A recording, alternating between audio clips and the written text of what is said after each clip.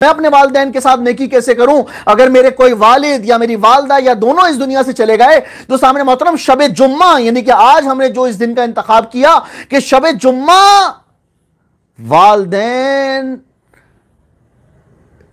आपके वालिद, आपकी वालदा या अगर दोनों का इंतकाल हो चुका है, मौला फरमाते हैं भिखारी बनकर तुम्हारे दरवाजे पर आ रहे हैं। अल्लाह अकबर, लफ्ज क्या इस्तेमाल किया? भिखारी बनकर तुम्हारे दरवाजे पर आ रहे हैं। और भिखारी बनकर तुमसे दौलत की तमन्ना नहीं कर रहे, तुमसे जायदाद की तमन्ना नहीं कर रहे, तुमसे कोई ऐशो इशरत की तमन्ना नहीं कर रहे।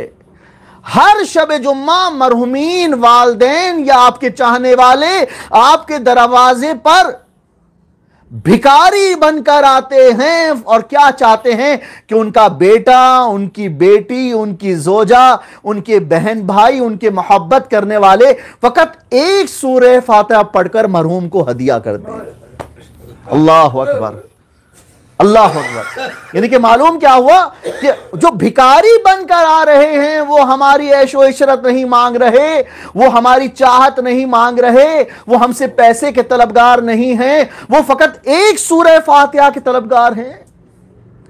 अब अगर कोई औलाद इस सोशल मीडिया, इस दुनिया में इतनी मगन हो जाए कि अपने वालिदैन को एक सूरह फातिहा भी पढ़कर हदिया ना करे, तो वबिल वालिदैन एहसाना, तो क्या ये वालिदैन के साथ नेकी है?